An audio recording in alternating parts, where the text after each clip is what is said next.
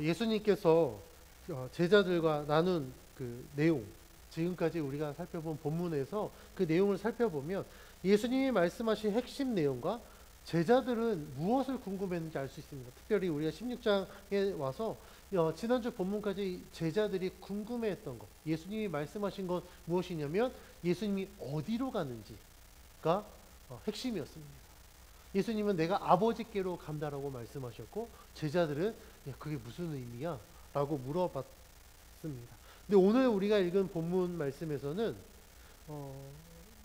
예수님이 갈 그 시기에 대해서 이야기합니다.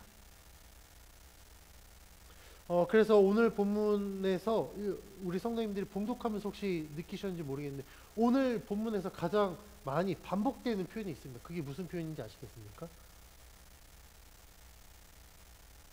자주 등장하는 표현이 있습니다. 조금 있으면입니다. 그러니까 예수님은 이제 그 때에 대해서 말씀하고 있거든요. 조금 있으면이라는 표현이 나오는데 16절에서 예수님 이렇게 말씀하시죠. 16절 같이 한번 봉독해 봅니다. 시작. 조금 있으면 너희가 나를 보지 못하겠고 또 조금 있으면 나를 보리라 하시니.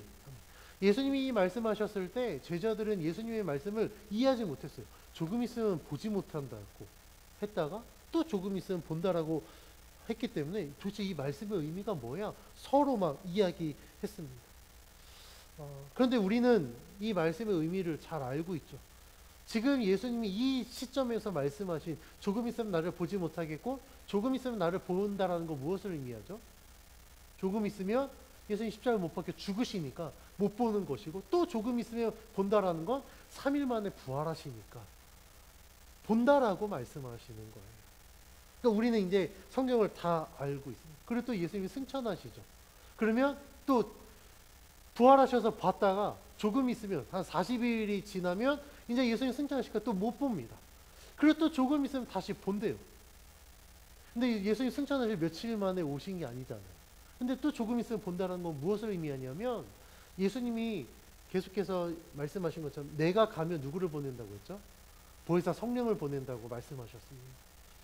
그래서 예수님이 가시고 난 이후에 오순절 성령이 임하죠.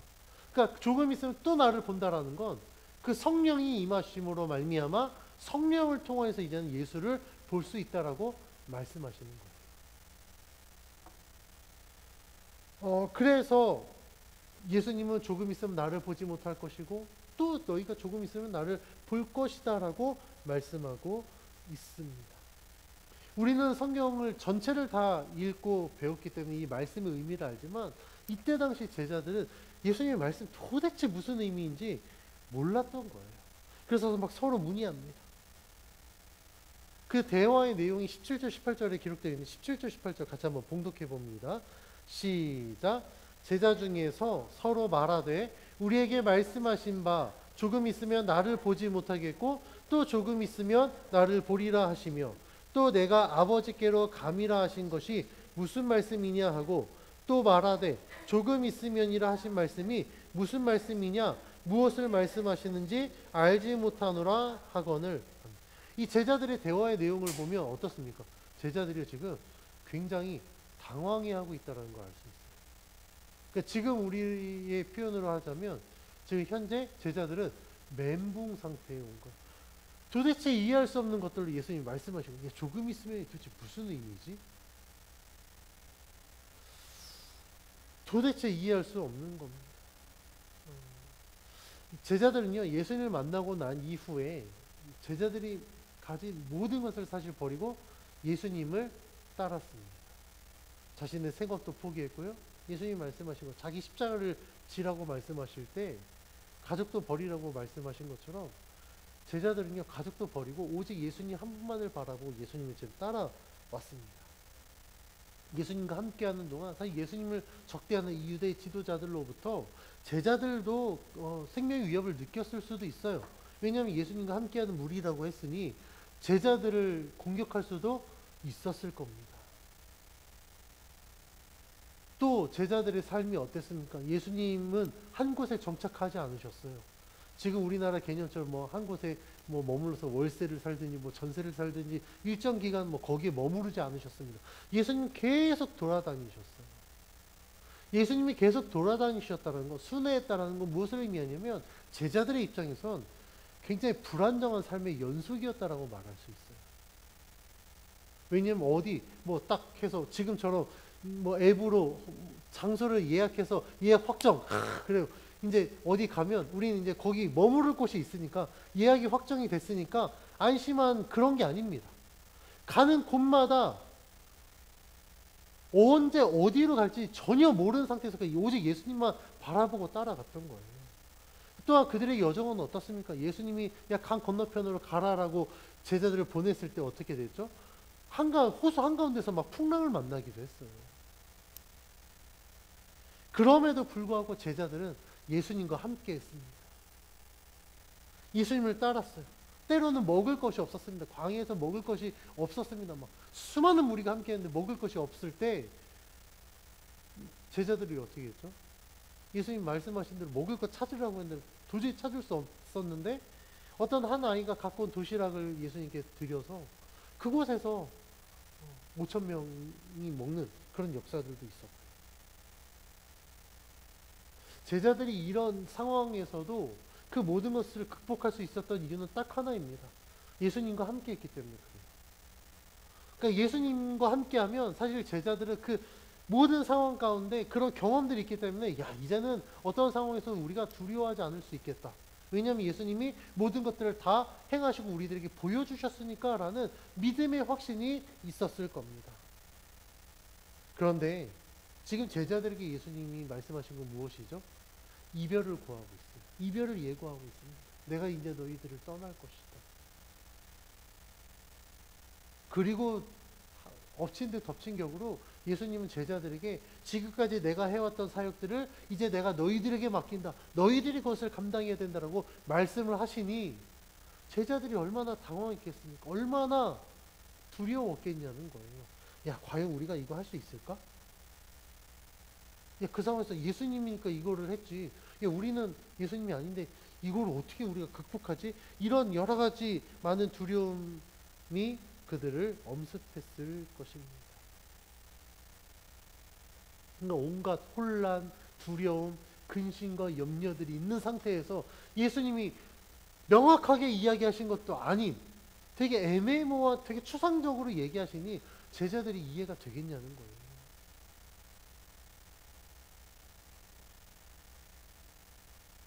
그런데 이것은 그들이 처한 상황 때문에 이해하지 못한 게 아닙니다. 왜냐하면 예수님의 말씀은 사람들의 지식으로 이해하는 데는 한계가 있었기 때문에 그래요.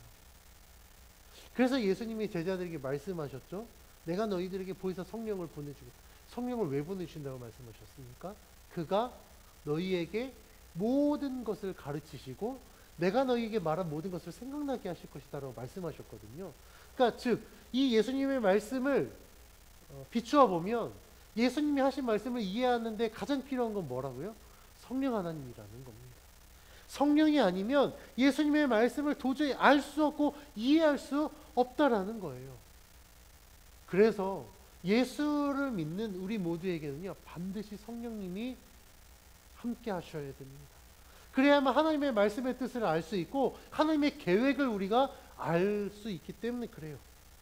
그 대표적인 예가 이 성경 말씀인데요. 성경 말씀은요, 성령이 아니고서는 이 말씀의 뜻을 헤아릴 수 없습니다. 왜냐하면 디모데후서 3장 16절에 기록된 것처럼 모든 성경은 하나님의 감동으로 되었기 때문에 그렇습니다.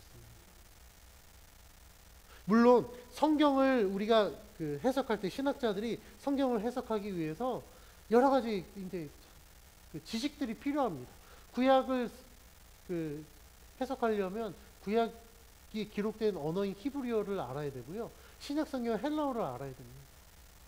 뿐만 아니라 고대 근동의 어떤 역사, 문화, 지리적인 것들 그런 것들을 알면 훨씬 더 성경을 이해하는 데 쉽겠죠. 뭐 신약 시대에 오면 그때 당시 헬라 문화나 이런 것들 많이 알아야 될 겁니다. 그런데 중요한 건요. 이러한 그 지식적인 기반이 아무리 잘 갖춰 있어도 정말 이 성경을 통하여서 하나님이 자신을 계시하신 그 내용들을 알기 위해서는 반드시 성령의 도우심이 있어야 된다라는 거예요. 만약에 성령이 아니면요, 이 성경을 그냥 지식으로만 받아들입니다. 그래서 유학을 하신 이 교수님들 이야기를 들어보면 어떤 학교는 좀 진보적인 뭐 학교겠지만 무신론자가 창세기를 가르쳐요. 창세기 1장 1절에 뭐라고 나와 있습니까? 태초 하나님이 천지를 창조하시니라고 기록되어 있는데 그 창세기를 무신론자가 가르친다니까요. 진화론자가 가르친다는 게 말이 됩니까? 그게 어떻게 가능하냐면 그 사람은요, 성경을 진리로 받아들인 게 아니라 지식으로 받아들였기 때문에 그래요. 그런 신학자들 의외로 많습니다. 그러니까 신학자는 될 수 있겠으나 이 성경을 통하여서 계시된 하나님을 알아가는 성도는 될 수 없다라는 겁니다. 그래서 이 성경에 기록된 그 하나님의 감동을 기록되었기 때문에 우리들이 이 하나님의 말씀을 이해하기 위해서는 반드시 성령의 도우심이 필요합니다. 그런데 제자들은 지금 어떤 상황입니까? 성령을 아직 받지 못한 상황이에요. 그러니 예수님이 하신 말씀을 그들이 이해하는데 굉장히 어려움이 컸을 겁니다.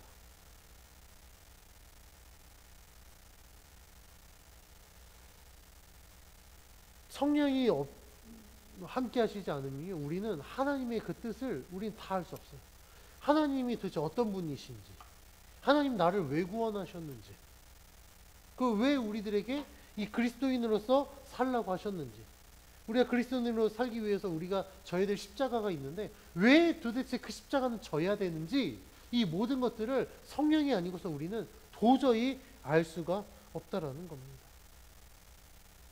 어떻게 하면 내 믿음이 성장하고 성숙할 수 있는지, 어떻게 하면 세상의 유혹으로부터 자유할 수 있는지 모른다라는 거예요. 그리고 우리가 슈퍼히어로가 아니기 때문에 아무리 능력이 뛰어나다고 하더라도 절대 우리는 사탄의 권세를 이길 수가 없습니다. 왜냐하면 사탄은요, 우리 머리 꼭대기에 있기 때문에 그래요. 그런데 우리가 사탄을 이길 수 있는 유일한 방법이 있습니다. 그것은 무엇이냐면 성령으로 말미암아 기도하고 성령으로 말미암아 우리가 살아갔을 때 우리를 도우시는 그 성령께서 모든 사탄의 권세로부터 우리를 지켜보호해 주십니다. 그래서 우리는 그걸 이겨낼 수 있는 거예요. 유혹도 떨쳐버릴 수 있습니다. 그리고 믿음도 지켜낼 수 있습니다. 그래서 예수님은 이 제자들에게 진리의 영이신 성령을 내가 너희들에게 보내주겠다라고 약속하신 겁니다. 그러니까 아직 성령을 받지 못해서 예수님의 말씀을 도저히 이해하지 못하고 있는 이 제자들의 모습을 보고 예수님은 그들에게 말씀을 하시는데요. 이 예수님이 말씀하시는 건 사실 제자들이 갖고 있는 이 궁금증에 대한 직접적인 답이 아닙니다. 지금까지 제자들의 질문은요, 예수님이 말씀하신 게 조금 있으면 나를 보지 못하겠고 조금 있으면 나를 보겠다. 도대체 이 조금 있으면이 뭐지? 라고 지금 서로 의견을 나눈 거였거든요. 만약 여러분들이 제자라고 한다면 예수님이 뭐라고 답해줘야 합리적인 답이라고 말할 수 있을까요? 저의 기준에서 예수님의 가장 합리적인 답변은 조금 있으면 그 기간이 도대체 며칠인지 아니면 몇 달, 몇 년인지 기한을 딱 정해주면 참 좋을 것 같아요. 야, 내가 오늘부터 한 달 있다가 너희들 한 달 동안 나 못 볼 거야. 근데 한 달 있으면 다시 나를 볼 거야. 이렇게 말씀해 주시면 너무너무 좋을 것 같아요. 그리고 조금 더 예수님이 배려해 주신다면 도대체 왜 못 보는지, 그것도 어떻게 보게 되는지 그 모든 과정을 잘 설명해 주시면 너무너무 좋을 것 같아요. 근데 오늘 본문 말씀에 예수님이 그런 거 1도 언급하지 않으십니다. 전혀 그거에 대해서 답하지 않으세요. 오히려 더 미궁에 빠지는 말씀을 하신 20절 말씀 같이 한번 봉독해 볼까요? 시작. 내가 진실로 진실로 너희에게 이르노니 너희는 곡하고 애통하겠으나 세상은 기뻐하리라. 너희는 근심하겠으나 너희 근심이 도리어 기쁨이 되리라. 지금 제자들의 궁금증은 뭐라고요? 조금 있으면이 무슨 의미인지 나누고 있는데, 야 너네들 그거 가지고 서로 문의하느냐? 라고 물어보시고 지금 20절 말씀을 이야기해요. 여러분들 이해가 되세요? 지금 대화의 문맥이 연결이 됩니까? 전혀 연결이 안 돼요. 도대체 무슨 의미인지 전혀 모르겠습니다. 조금 있으면에 대해서 의문을 갖고 있는데 갑자기 20절 말씀에 애통과 기쁨, 근심? 이게 도대체 무슨 말씀이야? 알 수가 없어요. 근데 예수님 말씀에 보면 예수님의 죽으심에 대해서 애통과 기쁨이 공존하고 또 그 이후에는 애통이 기쁨으로 변하고 기쁨이 애통으로 바뀌게 된 대로 말씀하고 있습니다. 예수님이 지금 말씀하시고자 하는 건 사실 제자들이 궁금해하고 있는 아주 좁은 시야에 조금 있은 시간적 개념을 이야기하는 게 아니라 예수는 굉장히 거시적인 관점으로 제자들에게 말씀하고 있는 거예요. 그 거시적인 건 예수님이 십자가의 죽으심을 의미하고 그 더 넓게 보자면 예수님이 십자가의 죽으심을 통하여서 하나님의 구원이 완성되는 그 구원 계획에 대해서 지금 예수님이 말씀하고 있는 거예요. 그러한 관점에서 20절에서 예수님은 더 제자들에게 더 폭넓은 의미로 말씀하고 있는 겁니다. 20절에서 예수님은 제자들은 곡하고 애통하게 될 것이다 라고 말씀합니다. 이것이 무엇을 의미하냐면 예수님이 십자가에 못 박혀 죽으실 때 제자들은 곡하고 애통하게 될 거예요. 왜냐하면 우리의 선생님이 십자가에 못 박혀 죽으셨으니까. 얼마나 그 예수님의 죽으심으로 인해서 제자들은 이 상실감과 고통이 따르겠습니까? 그런데 이 제자들의 애통과는 반대로 세상은 기뻐할 것이다라고 이야기해요. 여기서 말하는 세상은 이때 당시에 그 유대 지도자들을 의미하죠. 우리들에게는 세상의 권세를 잡은 사탄을 의미합니다. 근데 예수님이 죽으심으로 인하여서 제자들은 애통하는데 세상은 기뻐한대요. 왜 기뻐할까요? 유대의 지도자들이 예수님 죽으신 것을 왜 기뻐할까요? 눈에 가신 예수를 자기네 계획대로 처형했으니까. 야, 신성모독했고 율법 어겼고 어떻게 해서든 빌라도 법정이 세웠는데 빌라도는 사실 야, 이 예수를 처형할 법이 없다라고 했잖아요. 그들의 계획이 무산되는 줄 알았는데 어찌됐든 꾸역꾸역 억지로 짜 맞춰서 예수를 지금 처형을 시킨 거예요. 얼마나 기뻤겠습니까? 야, 드디어 예수를 죽였어. 이제는 저렇게 신성모독하는 자가 사라졌어. 이제는 율법 어기지도 않을 거야. 그러니 잠깐 동안 예수님에게 쏠렸던 대중들의 관심이 다시 우리들에게로, 원래 우리의 그 권력을 우리가 행사할 수 있을 거야 라는 그런 마음 때문에 그들은 굉장히 기뻐했을 겁니다. 그런데요, 이 모든 일들은 사실 그들의 계획대로 되어진 게 아니라 누구의 계획대로 되어진 겁니까? 하나님의 계획대로 되어진 겁니다. 하나님은요, 세상의 원들을 역사하지 않으시거든요. 예수님이 죽으신 이유는 예수님의 제자 중에 한 사람 가룟 유다가 배반해서가 아니에요. 그러니까 예수님이 잘못 가르쳐서 예수님의 실패로 인하여서 가룟 유다가 배반한 게 아니었습니다. 유대 지도자들과 로마 군인이 갖고 있는 권력이 너무 세서 예수님이 그 권력을 이기지 못해서 처형당하신 것도 아니라는 거예요. 예수님이 십자가에 죽으신 이유는 무엇입니까? 우리를 향한 하나님의 그 사랑으로 인해서 구원하기 위함입니다. 예수님의 능력이 부족해서도 아니고요. 누구가 잘못돼서 아니면 누군가가 힘이 세서도 아니라 그 모든 것들이 우리를 구원하기 위한 하나님의 계획으로 인하였다라는 거예요. 그러니까 그 상황에서 제자들은 그 모든 큰 계획을 알지 못하니까 잠깐은 애통할 수 있어요. 곡할 수 있습니다. 그 모든 계획을 알지 못하니까 세상은 그로 인해서 야 우리들의 계획이 완성됐어, 우리들이 이겼어라고 기뻐할지 모르겠다라는 거예요. 그런데 그들의 생각은 큰 오산입니다. 왜냐하면 이미 그들이 계획하기 전에 하나님이 이미 그 전부터 이 모든 구원 계획을 이루셨기 때문에 그래요. 그래서 구약의 선지자를 통해서 하나님은 이미도 이 예수님을 통하여서 구원을 완성하시겠다라는 내용들을 미리 예언하셨습니다. 그리고 예수님을 통하여서 그 모든 것들을 완성하신 것입니다. 그래서 예수님의 이러한 십자가의 죽으심으로 말미암아 우리는 모든 죄로부터 대속을 받을 수 있었습니다. 이전에는 우리가 진노의 자녀였습니다. 세상에 속한 자들이었습니다. 그런데 예수님이 십자가에 못 박혀 죽으심으로 말미암아 우리는 죄와 사망으로부터 자유함을 얻게 되었을 뿐만 아니라 하나님 나라의 백성이 된 것이에요. 이것들을 우리가 알게 되었을 때 비로소 우리는 기뻐할 수 있다라는 겁니다. 그래서 예수님은 이 모든 일들에 대해서 비유로 말씀하시는데 21절 말씀 같이 한번 봉독해 봅니다. 시작. 여자가 해산하게 되면 그때가 이르렀으므로 근심하나 아기를 낳으면 세상에 사람 난 기쁨으로 말미암아 그 고통을 다시 기억하지 아니하느니라. 아멘. 여자가 해산하게 되면 어떻게 된다고요? 때가 이르렀음에 근심하게 된대요. 저는 출산을 직접 해보지 않아서 이 근심이 뭔지 모릅니다.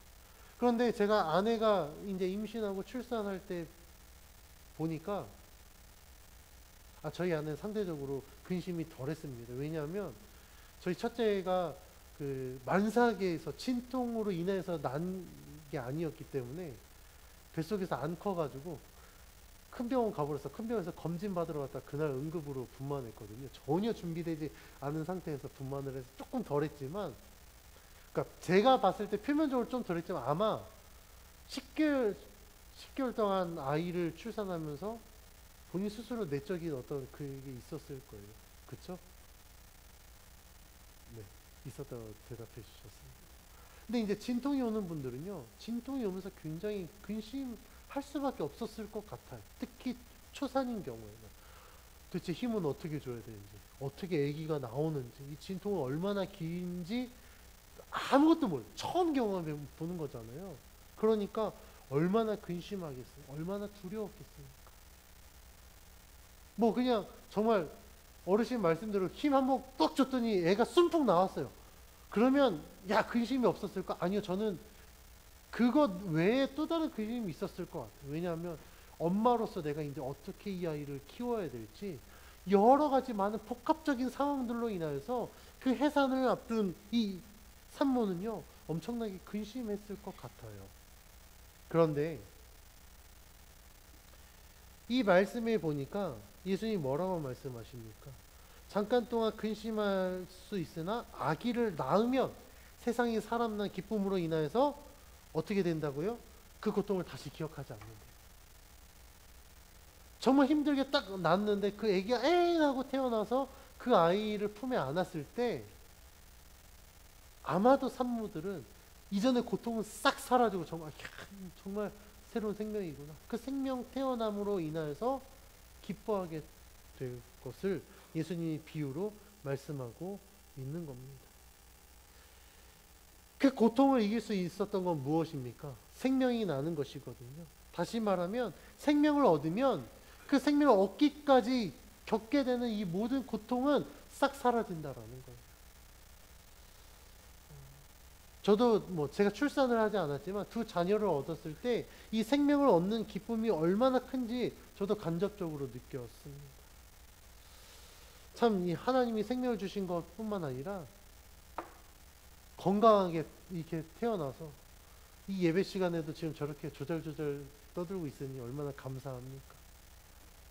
저는 참 이 아이들을 보면서 정말 하나님의 은혜가 너무나도 크다라는 걸 저는 경험하게 됩니다. 뿐만 아니라 이 생명을 얻게 되니까 내가 한 가정의 가장으로서 또한 두 아이의 아빠로서 내가 어떻게 살아야 될지 삶의 분명한 목적도 생기게 되었고 그로 인하여서 더 열심히 살게 된 것 같아요.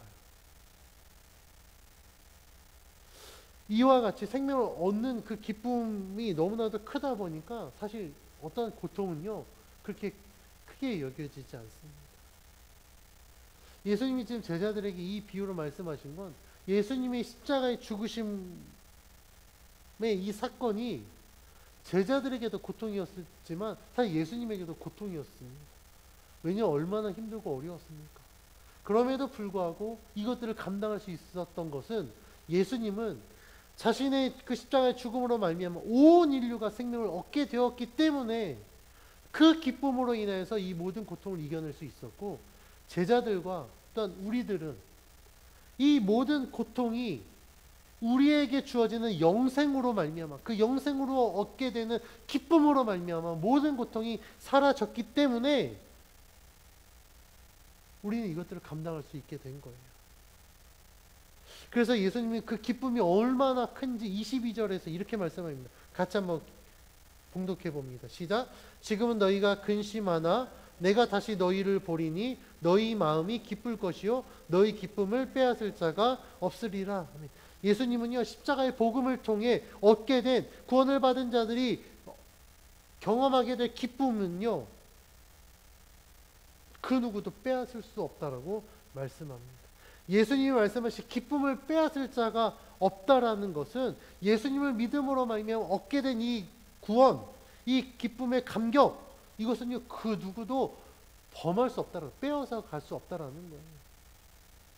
왜냐하면 하나님이 우리를 구원하기로 작정하셨고 하나님의 뜻대로 그 모든 것들을 이루셨기 때문에 이 하나님의 이루신 뜻은요 그 누구도 수정하거나 바꾸거나 취소시킬 수 없다라는 것을 의미합니다. 왜냐하면 하나님은 신실하신 하나님이기 때문에 그렇습니다. 그래서 저는 이 말씀을 보면서 하나님이 나를 구원해 주신 게 정말 대단한 은혜다라는 걸 다시 한번 경험하게 됩니다. 하나님이 여러분들에게 약속하신 거 누구도 취소를 못한다니까요. 취소가 되지 않아요. 내가 믿음을 지키면 그 약속은요 영원하다라는 겁니다. 그래서 예수님은 제자들에게 더 나아가서 이렇게 이야기합니다. 너희들이 그 얻은 기쁨 누구도 빼앗을 수 없어. 그 기쁨을 지키기 위해서, 빼앗기지 않기 위해서 예수님이 23절 24절에 이렇게 이야기합니다. 같이 한번 봉독합니다. 시작. 그날에는 너희가 아무것도 내게 묻지 아니하리라. 내가 진실로 진실로 너희에게 이르노니 너희가 무엇이든지 아버지께 구하는 것을 내 이름으로 주시리라. 지금까지는 너희가 내 이름으로 아무것도 구하지 아니하였으나 구하라. 그리하면 받으리니 너희 기쁨이 충만하리라. 아멘. 예수님은요 그날에 제자들이 아무것도 묻지 않을 것이라고 말씀합니다. 여기서 말하는 그날은 하나님이 구원하시는, 구원이 완성되는 날, 곧 여호와의 날을 의미하는데, 여호와의 날은 그러면 언제일까요? 구원이 완성되는 날은 언제입니까? 바로 종말의 날입니다. 예수님이 재림하셔서 모든 구원이 완전히 완벽하게 완성되는 그 날을 의미합니다. 근데 그 날에 아무것도 묻지 않는데요. 왜 묻지 않을까요? 성령을 통해서 그 크신 하나님의 모든 구원 계획을 이미 우리가 다 알고 경험했기 때문에 그렇습니다. 성령께서 예수님이 말씀하신 이 모든 내용들을 우리들에게 알게 하셨기 때문에 더 이상 물을 필요가 없는 거예요. 다만 예수님은 묻지 않을 것인데, 예수님이 말씀하신 건 너희가 무엇이든지 아버지께 구하라라고 이야기해요. 그러면 아버지께서 내 이름으로 주시겠다라고 이야기합니다. 그러면서 24절 말씀에 예수님이 이렇게 이야기합니다. 지금까지 너희가 내 이름으로 아무것도 구하지 아니하였으나라고 이야기해요. 이건 무엇을 의미하냐면 지금까지는 그들이 기도하는 건 오직 여호와 앞에 기도했어요. 그런데 이제는 내 이름으로 구한다라는 건 예수님이 십자가에 못 박혀 죽으심으로 말미암아 예수님이 화목제물 되어주셔서 죄로 인해서 하나님과 우리의 깨어졌던 관계가 다시 회복되어짐을 의미합니다. 그래서 예수님이 십자가에 죽으신 이후로부터 우리는 하나님 앞에 기도할 수 있게 되고 예배할 수 있게 됩니다. 누구를 통해서요? 예수님을 통해서. 그러니까 그전에는 예수님의 이름으로 기도하지 않았었어요. 예수님의 이름으로 하나님께 나아가지 않았습니다. 제사장을 통해서만 예배할 수 있었어요. 그런데 예수님이 십자가에 못 박혀 죽으심으로 말미암아 그 막혔던 담이 다 허물어지고 우리는 자유롭게 하나님 앞에 예배할 수 있고 하나님을 찾을 수 있습니다. 그러니까 앞으로 어떻게 하라고요? 내 이름으로 무엇이든지 구하면 아버지께서 내 이름으로 주실 것이다 라고 약속하고 있는 겁니다. 예수님을 통해 구원받은 자들이 예수님의 이름으로 구하는 모든 것을 얻게 되고 예수님의 이름으로 구원을 받게 됐다는 건 우리들에게 주어진 놀라운 축복이에요. 예수님이 아니었다면 우리들은 구원의 기회조차도 없었을 겁니다. 그런데 예수님으로 말미암아 우리는 구원의 기회를 부여받았을 뿐만 아니라 그 예수님의 이름으로 하나님을 예배할 수 있고 하나님 앞에 나아갈 수 있고 그 예수님의 이름으로 기도하고 구한 모든 것을 얻게 되는 은혜를 경험하게 되었습니다. 그래서 우리가 예수님을 믿는 자들은요, 뭐 내가 기도한 거 뭐 응답해 주셔서만 감사가 아니라 그래서 범사에 감사할 수 있는 거예요. 야, 자격 없는 내가 하나님을 예배할 수 있다. 자격 없는 내가 기도한 것을 하나님이 들어주시다니 얼마나 은혜이겠습니까? 그래서 예수님 오늘 말씀에서 제자들이 잠깐 동안 근심하고 고민하겠으나 오히려 기뻐하게 될 것이라고 말씀하신 것은 사실 우리들의 인생에서도 이와 같은 일들이 일어나게 됩니다. 우리가 근심할 때 언제 여러분들 근심합니까? 뭔가 답이 없을 때 우리들은 근심하게 돼요. 뭔가 두려운 상황이 오게 되면 우리는 근심하고 염려하게 됩니다. 대표적인 예가 아마도 예수님을 믿는 자들에게 찾아오는 고난의 상황이 아닐까 싶어요. 내가 예수님을 잘 믿고 있는데 고난이 다가옵니다. 그러면 그 고난의 상황 때문에 우리는 근심하게 돼요. 도대체 하나님 나한테 관심이 없으시나? 하나님 어디 가셨나? 뭐 여러 가지 생각들이 들 것입니다. 야, 이 고난의 상을 과연 이길 수 있을까? 극복할 수 있을까? 라는 두려움도 찾아오게 됩니다. 그런데요, 진짜 믿음의 사람은요, 이런 고난이 그에게 고통으로 다가오지 않습니다. 그러니까 고난은 고난이에요. 그런데 고난이 고통으로 다가오지 않는다는 건 무엇을 의미하냐면 하나님의 신실하심을 믿는 자들은요, 이 고난의 상황 가운데서도 부어주시는 그 하나님의 은혜를 믿기 때문에 그래요. 신뢰하기 때문에 그렇습니다. 하나님이 우리들에게 약속하셨잖아요. 임마누엘의 하나님 약속하셨잖아요. 함께 하시겠다고 약속하셨기 때문에 이 고난의 상황에서도 하나님은 우리와 함께 하실 거야 라고 믿음으로 고백하는 겁니다.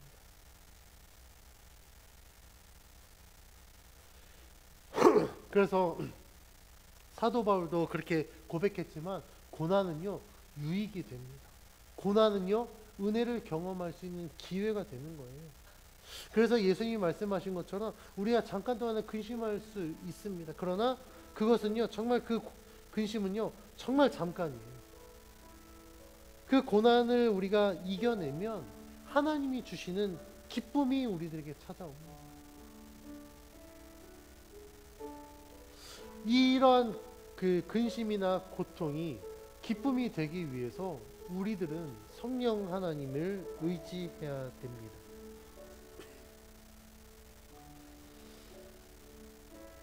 아무리 믿음이 좋아도요 근심하지 않을 수는 없습니다. 우리가 예상할 수 없는 뜻밖의 상황이 오면요 우리는 근심할 수밖에 없어요. 예를 들면 내가 소중하게 여기는 것 아니면 삶의 가치를 두고 있는 것을 잃거나 상실하게 되면 어려움을 우리는 당할 수밖에 없습니다. 사람을 떠나보낸다든지, 아니면 내가 소중하게 여겼던 것들이 실패한다든지, 아니 굉장히 힘들게 정말 공들였던 일들이 무너진다든지, 그러면요 그 상황에서 고난이 될 수밖에 없어요. 우리들은 고통할 수밖에 없고 근심할 수밖에 없습니다.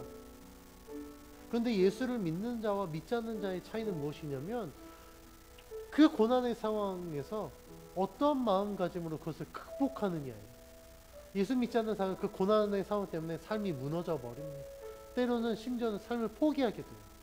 그런데 똑같은 고난의 상황 가운데 믿음의 사람은요, 이것을 고난을 고통으로 여기지 않고 지금까지 함께 하셨던 하나님의 은혜를 돌아봅니다.